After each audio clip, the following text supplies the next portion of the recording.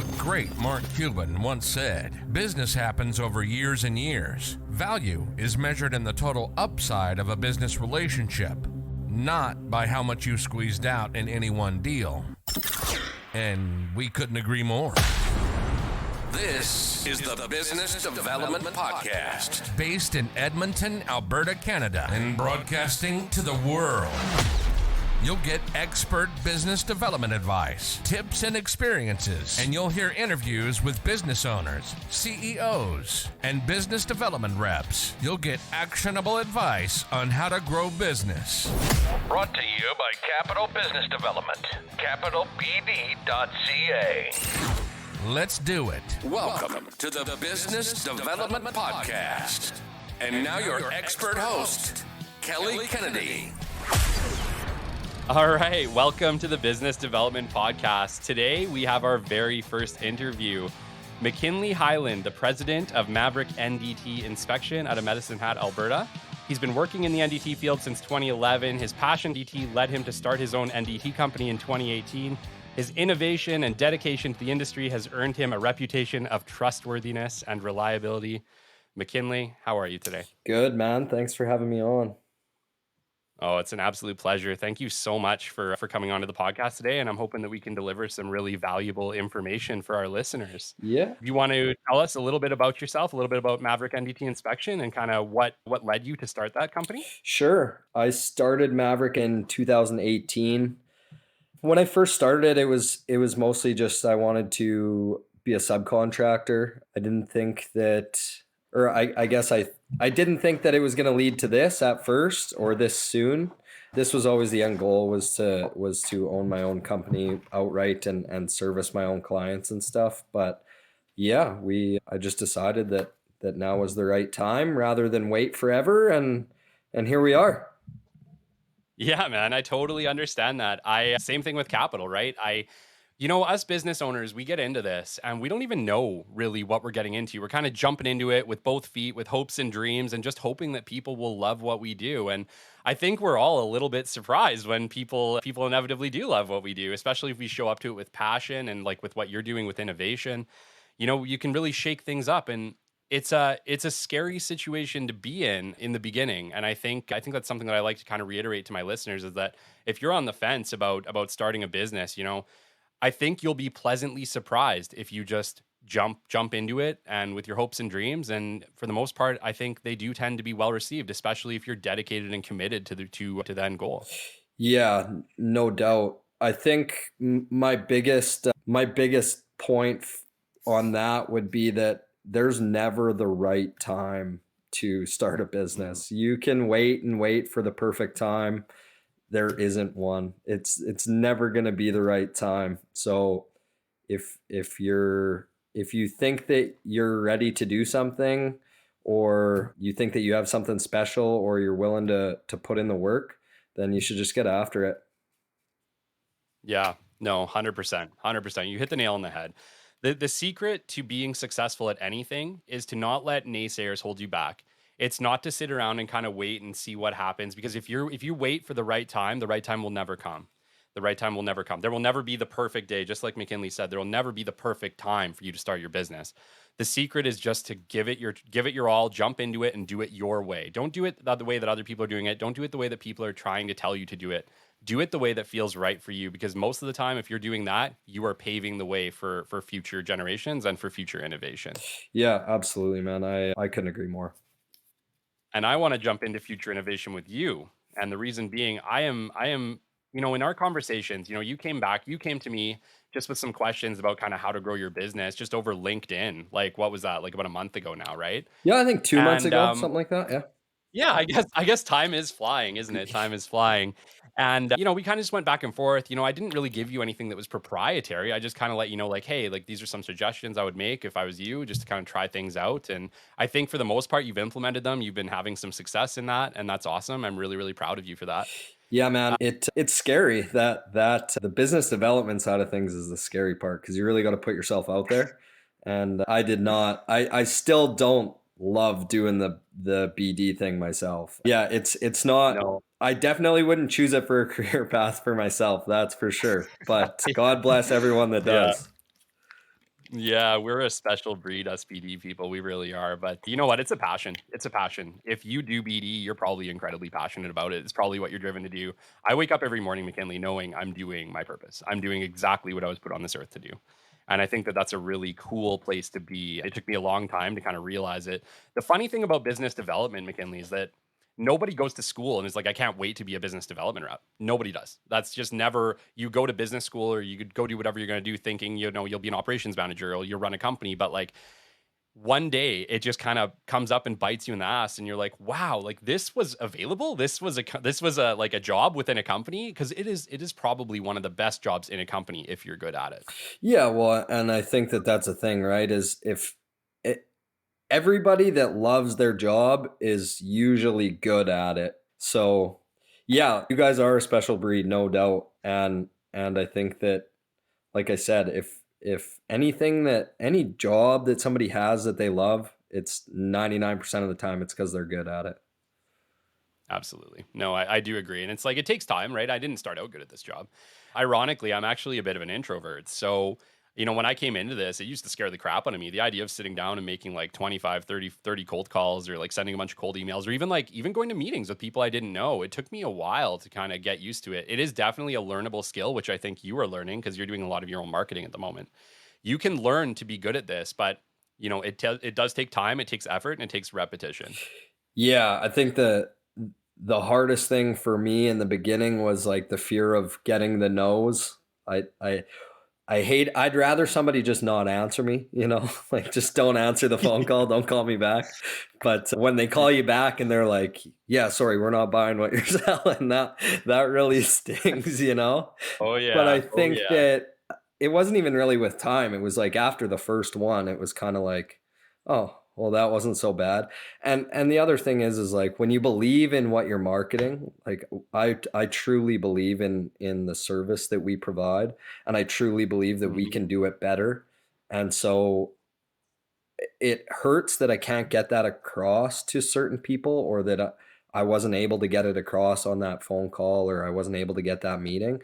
That it kind of stings sometimes, but I'm not really scared of getting the no's now, because I think that at some point, someday, those people are going to end up calling back and they're going to want the services that we provide. So, Absolutely. Absolutely. And I think too, like, you know, like NDT has really been the same for a long time. You know, for my listeners who don't know, I spent about 9 years in the inspection industry. So I'm actually incredibly familiar with what McKinley does. I'm also really, really familiar with visual inspection and that sort of thing as well. But that industry has not had a shake up in a very, very long time. I would say like it's probably been about 10 years since there's been a serious innovation in quality and in inspection. And McKinley is shaking things up a little bit on that front. I don't know, McKinley, do you want to speak a little bit to kind of what Maverick is doing to kind of change the game a little bit? yeah, we can touch on it. I guess I'm kind of a younger guy in this industry. So, over the last I think 6 years ago, CGSB, which is our governing board for who holds our certifications, like we're certified through CGSB, they decided that we needed to recertify after X amount of years. So that kind of pushed a lot of the older guys out of it, and the ones that didn't really get pushed out, they never really got used to doing the paperwork on the computer. They're not tech savvy guys. I mean, these guys have been doing handwritten reports for, you know, however many years at this point, and lots of them just didn't stick with it, like with technology. As technology started to increase in our industry, they just kind of did the bare minimum to get by. And we recently implemented or created a reporting system that uses artificial intelligence to create our reports, and not even just for the older guys, but for the young guys like me. Like, we used to spend anywhere between 30 to 50% of our day doing paperwork. And what AI has done for us is now we spend, you know, at most 15% of our time doing reporting, and the rest of it is actually spent doing the physical inspections, which creates a lot higher productivity for us. We've implemented it with a couple different methods, but we still have a little bit of a ways to go. But I'm going to keep with it, and we're just going to keep keep growing and keep doing these things as we can. Absolutely. No, I think it's a huge deal. And the fact that, like, congratulations, by the way, on taking that initiative, because there's a lot of companies that are afraid to take steps like that. And like you said, I think it takes us younger generation to step in and say, you know what, we're doing things good, but I think we can find some efficiencies to do things better to change the industry. And I think what you're doing is 100% going to change the industry in time. Yeah, I mean the biggest reason why we did it is because, well, my stepdad, he'll be 65 this year. He's terrible on the computer, like absolutely horrid. And I've been doing his reports for him, and then I just send it to him, and he signs them, and if everything's right, he signs them and then hands them to his client. And I just thought there's got to be like an easier way to do this for him where I don't have to do it, and he literally just has to basically tell the reporting system what he wants it to do, and it does it for him. And yeah, so that's why I did it. It was more like just to save me some time, and it's Yeah. it's really worked out. Yeah, it's amazing, man. I'm super excited to get it out there and start utilizing it more and more with our clients. Yeah, 100%, 100%. And like for the people kind of listening to this call that aren't really familiar, the reporting for non-destructive testing and visual inspection used to take a considerable amount of time. It would take, a bare minimum, I would say 2 hours on average to do your reporting after your day's work. So if you can find ways to cut that out, utilizing AI or utilizing technology, just think like, the savings over time for a client is exponential. And yeah, just congratulations, McKinley, for kind of being ahead of your time on this, and for taking that initiative with your company. I think it's going to be a huge game changer for you. Yeah, I wouldn't even say that it's ahead of our time. I think that this has been it's well overdue actually. I just don't think Sure. anyone's done it, Yeah. and I did. So here we go. Yeah. Yeah. Absolutely. Absolutely. You're absolutely right. It's like it's not ahead of the time, but just given the history of non-destructive testing, its changes is slow, and yeah, it takes some guts to do what you've done. Yeah, well, we'll see how it goes. Absolutely. So tell me a little bit of some of the challenges that you faced getting your business off the ground. Starting in 2018, especially moving into COVID, you're probably just getting your footing after 2 years, and then COVID hit. What was that like? We were just as COVID hit, I was getting ready to expand and start scaling up, and luckily I hadn't really made any moves yet. We were like Mhm. right on the cusp, like probably weeks away from making a considerable investment. And luckily we didn't, because and it would have been no fault of our own, but it probably wouldn't have panned out well. But yeah, so we kind of just hung on during COVID. I just kind of, it was a one man show type deal. And then, yeah, just over the past 12 months or so here, we kind of went on our own, and we still do subcontracts for other NDT companies. Like we go out and other NDT companies have contracts, and they'll just hire us to go fulfill them or to service those contracts. But Love we've that. started to chase our own contracts too, directly with clients. And I guess the main challenge is just dealing with the people that don't think that you should do it. I guess my family is super supportive, so I don't want to come off like they're not. But moms, they just want to see you do well, and they don't want to see you fail. And so my mom was super terrified that this wasn't going to pan out well for me. Um, she's just worried. We had just bought a house, and she didn't want me to take on too much debt, and blah blah blah blah blah. And so Hmm. I guess that was the one thing that was really tough for me, was to just kind of put that in the back of my mind and say, you know what, mom, I'm gonna do it anyway. So Yeah. Yeah, I totally hear you. It's like our loved ones, they want the best for us. And sometimes it can be scary. And I think, I think in the back of their mind, they've seen so much failures. And, whenever you start a business, there's a solid chance you won't make it, sure. But that doesn't mean you shouldn't try.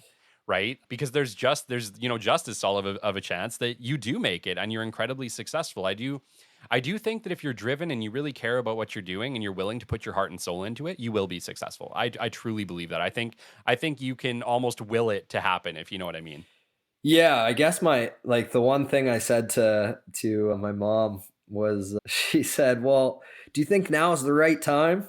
And like we touched on earlier in the podcast here, when is the right time? Like, when's the right time to take that risk? When's the right time to take a second mortgage on your house? You tell me, like, when's the best time to do this? I don't know. Like, Yeah. I'd rather do it, 8 or 10 years into my working career than 8 or 10 years before I want to retire. Like, I'd rather lose it Yeah. all now than tomorrow, Well, that's right. That's right. At least right now, if you fail, it's not going to destroy you. Where, yeah, like you said, if you fail in your 50s or your late 40s, you might not be able to recover from that. Yeah, I think I can come back from this if something, if it all went to shit today, I could come back from this. So, and Absolutely. that's kind of what I had to tell myself, and yeah, here we are. We're doing good. I'm excited. Yeah. Yeah, no, absolutely. And like one of the things I just want to reiterate this, what McKinley said, you're better off to fail early. If you're on the fence right now of starting your own business, or you're kind of scared, or you got a great day job, but it's not what you're passionate about, take the plunge. Take the plunge because the older you get, the harder it's going to be for you to take that chance, the more risk you are going to be taking on.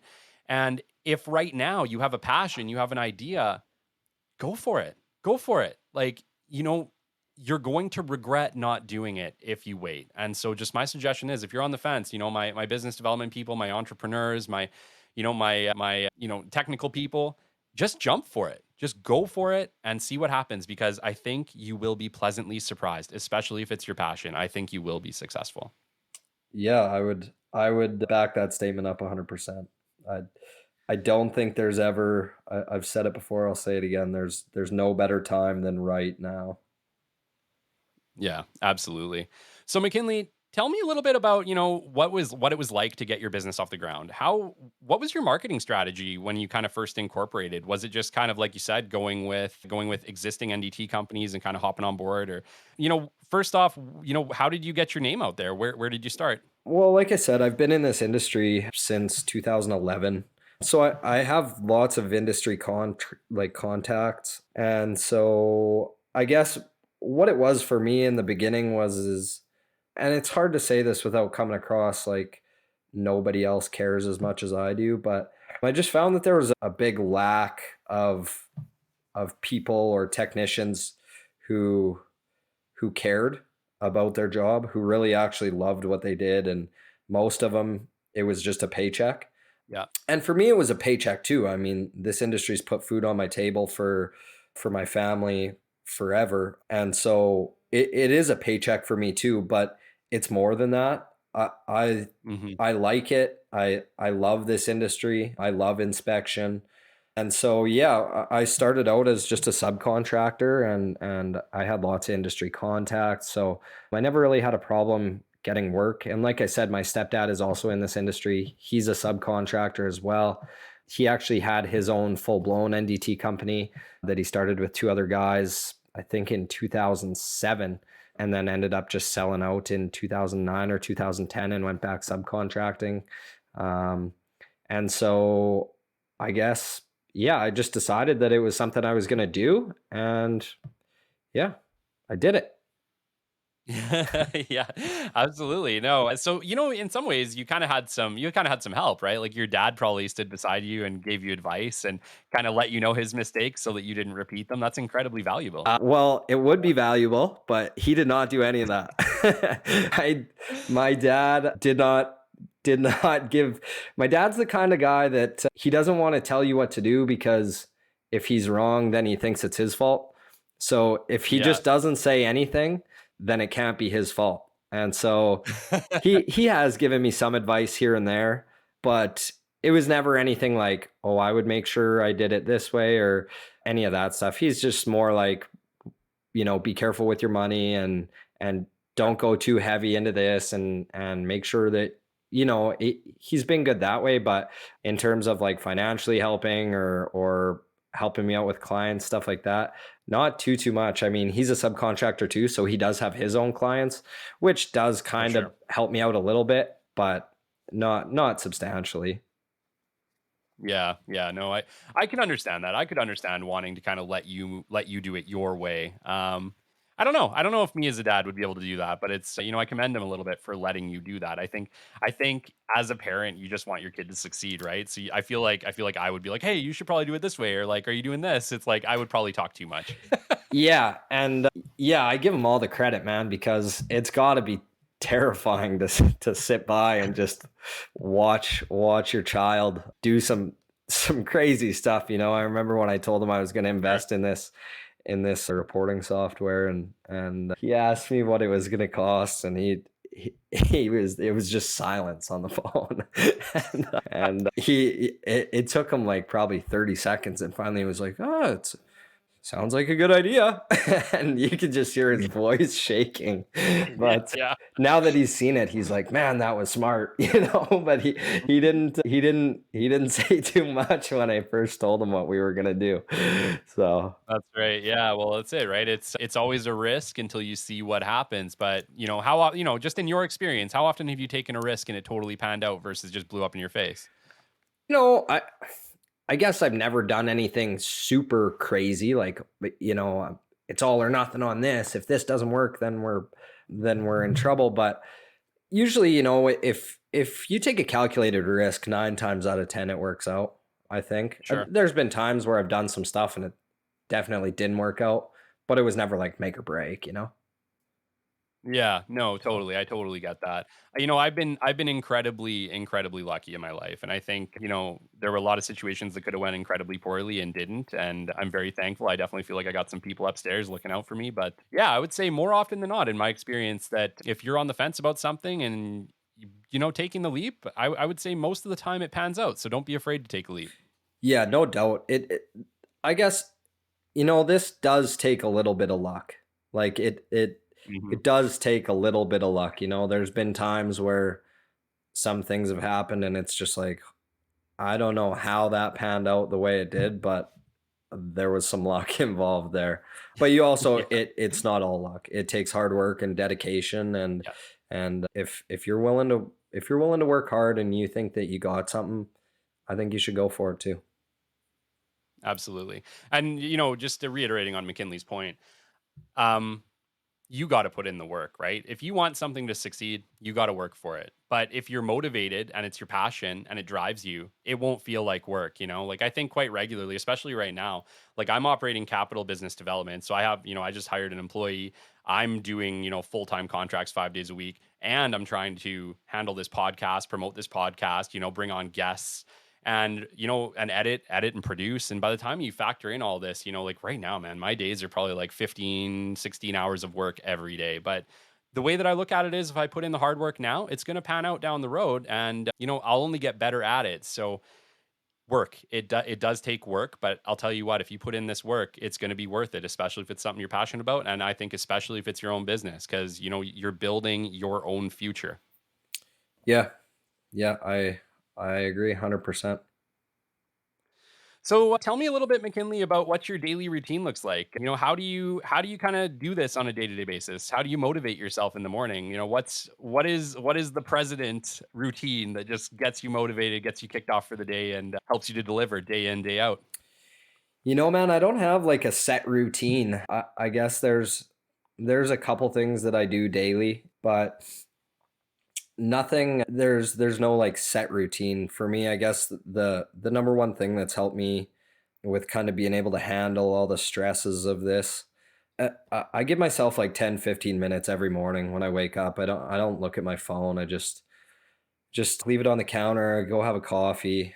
Usually I'm Hmm. up before anyone in the house is up, or I'm in a hotel or whatever. And yeah, I give myself 10-15 minutes, and then once that time is up or I finish my coffee or whatever, I'll check my emails real quick, and then I sit down again for about 5 minutes and just I decide kind of what I want to get done that day, what it's going to take for me to kind of go to bed happy, and then I just get to work. Obviously stuff happens throughout the day, and you got to deal with it as it comes up.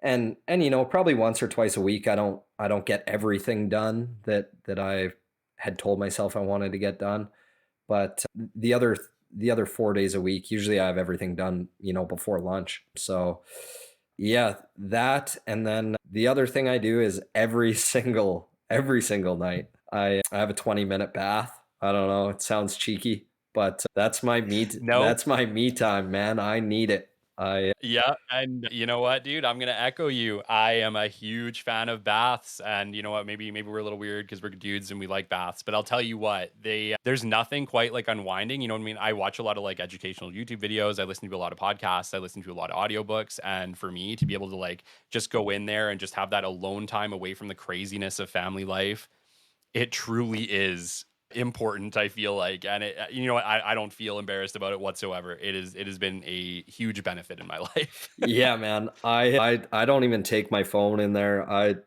Same thing. I leave my phone on the bedside table and I just go sit in the bath for usually 20 minutes. It just gives me time to kind of think about what's happened throughout the day, and then kind of gives me a little bit of a jump on what I want to get done tomorrow. But yeah, like, family time is super important and you need time for your business, but you also need time for yourself. That's something that I learned the hard way, is that if you don't give yourself your own, like, give yourself some me time, you'll fall apart, man. It doesn't take long for your mind to eat away at itself. Mm-hmm. And so, Mm-hmm. yeah, and if a bath isn't your thing or a shower's not your thing, maybe you should try meditating. I don't know. I would just 100% say that it doesn't matter if you're a business owner or not, or anybody. I think anybody should have like their own 15, 20 minutes a day to just sit down and hang out by themselves. Yeah. Yeah, no, for sure. And I think especially like just reiterating your point as a family, you know, family life is crazy. It's hectic. You know, you're dealing with insane amounts of stress. And like as a business owner too, it's like, just pile it on, right? Because as a business owner, it doesn't matter whether you got a family or not. You're already under a lot of stress. You know, you got a lot riding on you. And then you factor in too that, you know, your kids and you know, your fiance, your wife needs you too. And yeah, it can be like there's just not enough time to go around. And like I know for me especially, like I regularly have times where like I just have to take a step back because I'm feeling incredibly anxious. Like I'm feeling like I can't settle down. And yeah, sometimes for me it's like, yeah, have that bath, maybe go for that walk, you know, just have go for a drive, have just some you time. But yeah, it can be incredibly hard to balance life nowadays. There's a lot going on, and especially for us business owners, you know, the pressure's high, and you have to find a way to outlet yourself. Yeah. Yeah. Well, like you were saying, like sometimes you get so anxious that you have to take a step back. I think that that's key. Those are the times where you don't want to be making rash decisions. Those are the times where you need to step back and go, okay, I got to think about this for 10 minutes. I got to just hang out and just really consider my options here, because when everything's on fire, you want to try and put it out, but sometimes you're trying to put it out with gasoline. So Hmm. yeah, taking that step back and just relaxing, that 9 times out of 10, that's going to do you a huge favor. No, I couldn't agree more. So I want to just move forward a little bit into the business development kind of side of things. Just kind of want to ask you, I think a lot of my listeners are entrepreneurs for the most part. Most of them I think are new. I think there's a lot of, we're a mix of it all. I think we have new entrepreneurs, we have, long-term entrepreneurs that are just looking for some tips or some help or maybe a new strategy. And I think there's a lot of perspective that we can have in these interviews because I think, you might do things a little differently than me and you can bring that perspective to my show and to my listeners. And I think it's incredibly valuable. So can you tell me a little bit about like, before, what were you utilizing for business development systems? Are you currently utilizing a CRM or anything like that? Yeah. So actually, you told me about Pipedrive. So I have started to utilize Pipedrive a little bit.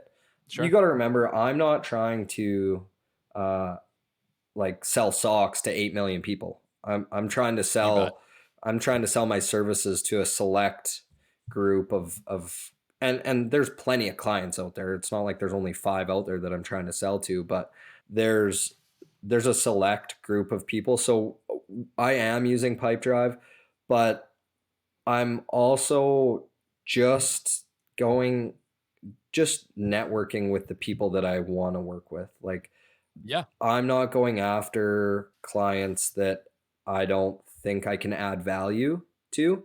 It's not that I don't want to work for them. It's just I don't think that what we're what my business or what my company does is going to be any more beneficial than some of the other NDT companies out there.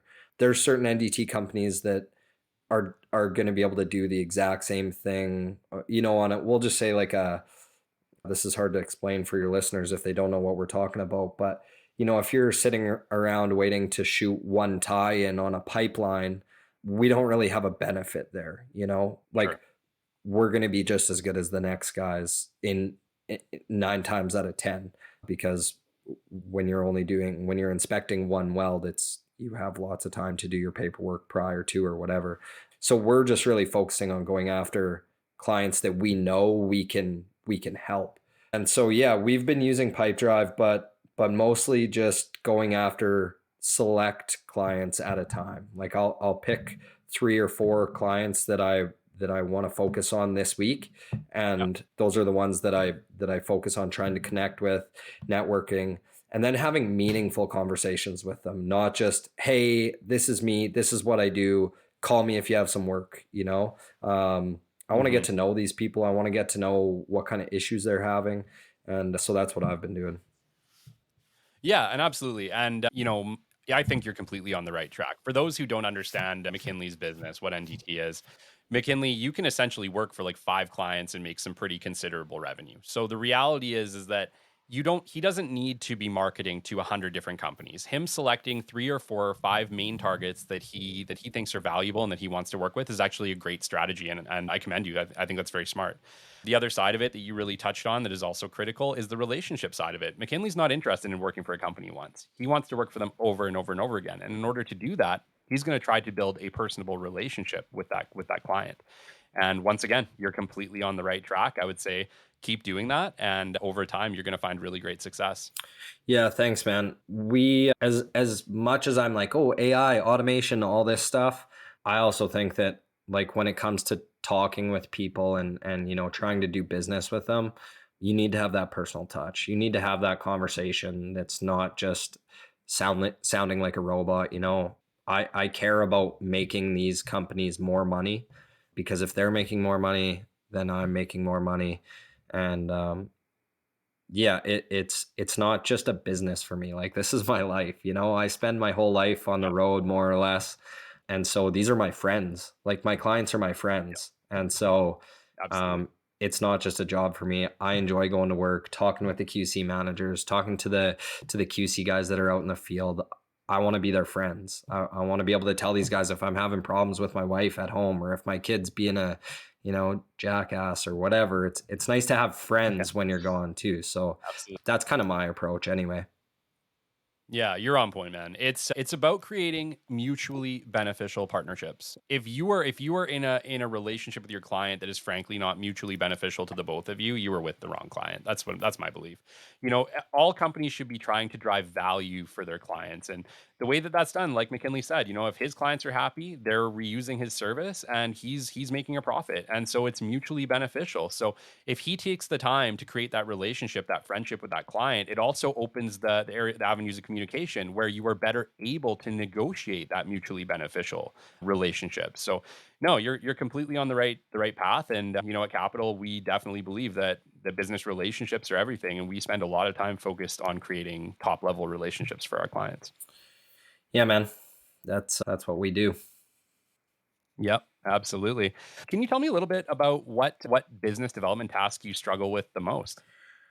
Finding time to do any of it is really tough. So like I said, having those meaningful conversations take time. It's not, Yes. you can't just sit down for 2 minutes and end up getting work. So yeah, just the time to do it. That's why I've focused on 3 or 4 companies this week, and these are the people I want to focus on and try and get something going with them. And yeah, it's just finding the time to connect with those people, and yeah, that's the hardest part. That's the number one reason why I would like to have a business development professional on my team full time. Unfortunately, we're just not there yet. So it's in my hands, but yeah, time, 100%. Absolutely.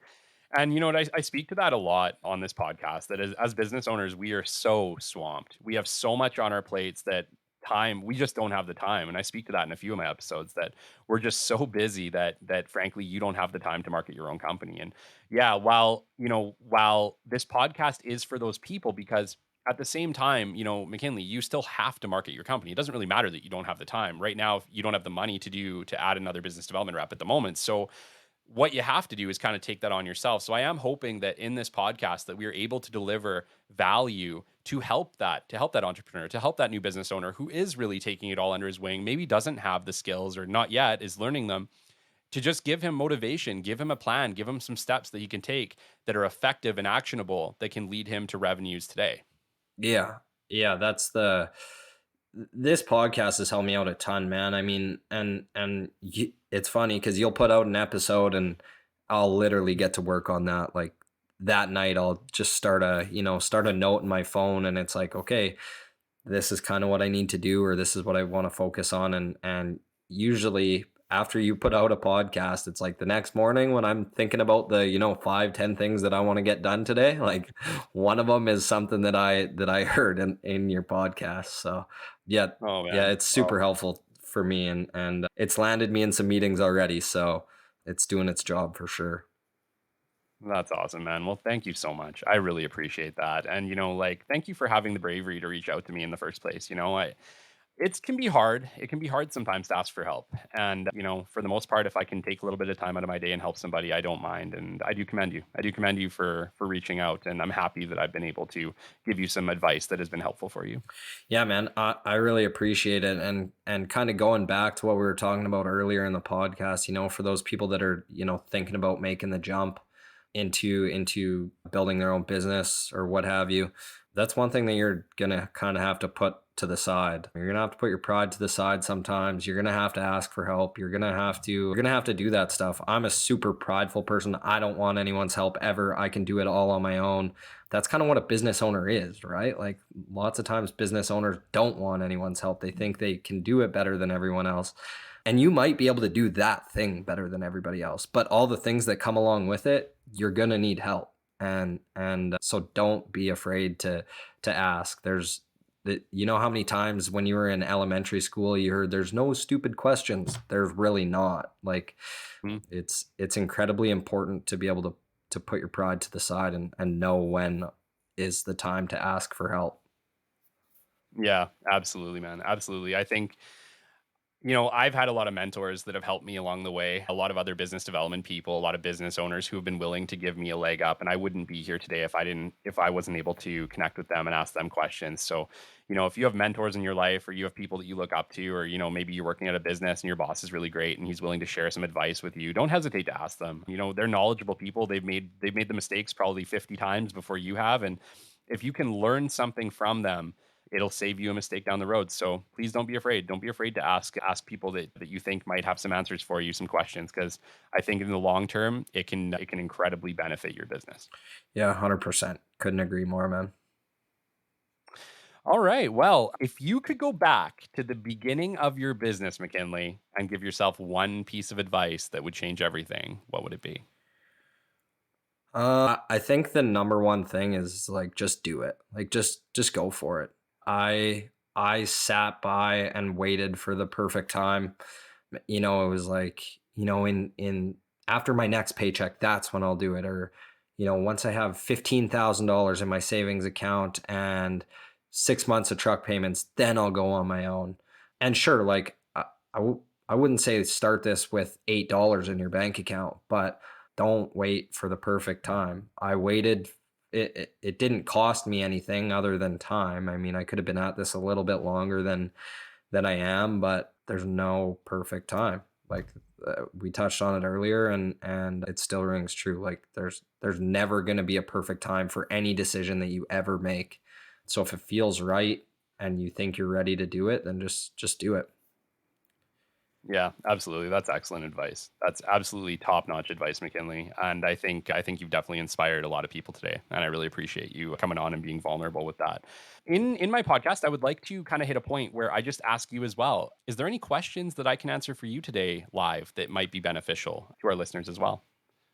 Well, you've been answering my questions for a couple months now, so uh, Yeah, fair enough. Fair enough. I've asked you quite a bit. I guess the one question, or I'm sure I'll come up with more after this, and I'll be like, oh, I should ask you this, Sure. but We'll just have to have you back. yeah, that's right.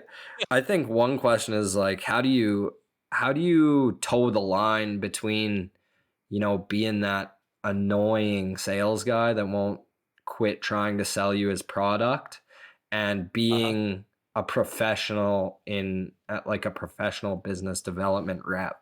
How do you know, or how do you get that feeling or that sense of like, okay, I should send him a message today, or her a message today, or like how, or they're not answering me, I'm going to cold call them. Like, how do you know what is, or what do you use to decide like when you're going to go to the next step, or you're going to try something else? Sure, sure. So what I like to give myself a little rule, right? You don't want to contact anybody more than once a week. That's a really, really great first step. That doesn't matter whether you're emailing them, whether you're texting them, whether you're calling them, whatever. If you got a client that you want, McKinley, let's say that you're trying to get this one client and you're trying over and over and over again. Remember, it takes a lot of time. Okay. I've had plenty of clients that took me touches. So a touch is something where anytime you reach out to a client in any way, whether that be LinkedIn, whether that be a phone call, email, it's always considered a touch. It's got to reach out. It can take an incredibly long time. McKinley, I've had, in the quality world, I've had people call me, customers call me and say, I've had your brochure on my desk now for 2 years. I didn't need you until now. Now we need you. Are you ready? That's not uncommon. That's not uncommon in your world. And so the key is just consistency and kindness. When you make those cold calls, you need to be making them friendly. No, never ever get upset about it. Never ever call them out for not answering your phone calls. Never call them out for not answering your emails. And just make sure that you're consistently in a good mood. Hey, it's McKinley. I'd love to connect with you. Still just looking to book that introduction meeting. I think we have a service that'll be incredibly valuable to you. I'm really looking forward to meeting you. You can get me back at whatever. Have an excellent day. And just make sure that when you are leaving those messages, you're leaving them like that. You're leaving them in a good mood, kind, somebody you would want to call back, right? You always want to think about it from this standpoint. If I listen to this message, would I want to call this person back? And if you're in a grumpy mood, you're not calling anybody back, right? Like if you're coming across angry or frustrated or like, what the hell, why aren't you calling me back? They're never going to call you back. So you really need to make sure that you're checking your tone and that you're setting yourself to a reasonable amount of contact. And what I would suggest is once a week. If you got a client you like, just once a week, leave them a message, shoot them an email, thank them for their time. Always try to come across in a kind way. And over time, you're going to find success with that. Right. So you would just say like your frequency is pretty important with not being the annoying guy, and then your kind of tone and your mood and kind of the way you're reaching out to them is another key thing. It's critical. It's critical, right? Because you got to think about it from your standpoint. If you're trying to get a hold of SCM or you're trying to get a hold of a quality manager in your case, they get like tons of calls every day. They probably get solicited by NDT companies 20 times a day, right? So you need to stand out. How are you going to stand out? You're going to stand out by being consistent, and you're going to stand out by being the friendly voice on the phone. The guy who's always in a good mood, says, I'm looking forward to meeting you. Can't wait. You can get me back at this. Let me know when it's convenient. If you're coming across and you're consistently hitting them kindly, but you're not hitting them so often that you're annoying over time, like I said, maybe it takes 15 touches, but you'll get them on the right day and they'll be receptive to you. Right. Sounds good. Awesome. Well, thank you so much for being on the show, McKinley. I would love for you just to plug your company. Can you plug your company and your contact details so that people can get a hold of you if they've heard this episode and think they might be able to utilize your company? Yeah. So Maverick NDT Inc. Our home office is in Medicine Hat, Alberta. We have satellite offices in North Battleford, Saskatchewan, Leduc, working on Calgary and Grand Prairie right now. They're not there yet, but we will have offices there sooner than later. www.maverickndt.ca That's MaverickNDT.ca. You can email me, McKinley H. Yeah, that's my contact information's on there, my phone number if you really want to get a hold of me, or you can add me on LinkedIn, McKinley Hyland.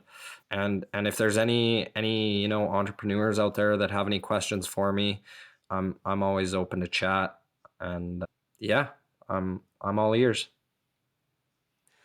That's awesome. Thank you so much, McKinley, for being our very first guest on the Business Development Podcast, the first of many, I'm sure. But man, I really appreciate it. I think you provided a ton of value today. I think you've inspired a lot of people today. And thank you so much for being on the show. Once again, you've been listening to the Business Development Podcast. My name is Kelly Kennedy. You can always reach out to me at podcast with any questions that you may have. I love to chat. And we've been receiving a lot of reviews over the past week and a lot of listens. Our listenership has gone up quite a bit. And I just want to thank everybody who's basically just shot me a word and subscribed and told a friend. I have no words. It's such a pleasure to do this for all of you. And thank you so much for empowering me and allowing me to show up here and help you build your company. Once again, it's an absolute pleasure. You've been listening to the Business Development Podcast. Have an excellent day. This has been the Business Development Podcast with Kelly Kennedy. Kelly has 15 years in sales and business development experience within the Alberta oil and gas industry and founded his own business development firm in 2020. His passion and his specialization is in customer relationship generation and business development. The show is brought to you by Capital Business Development, your business development specialists.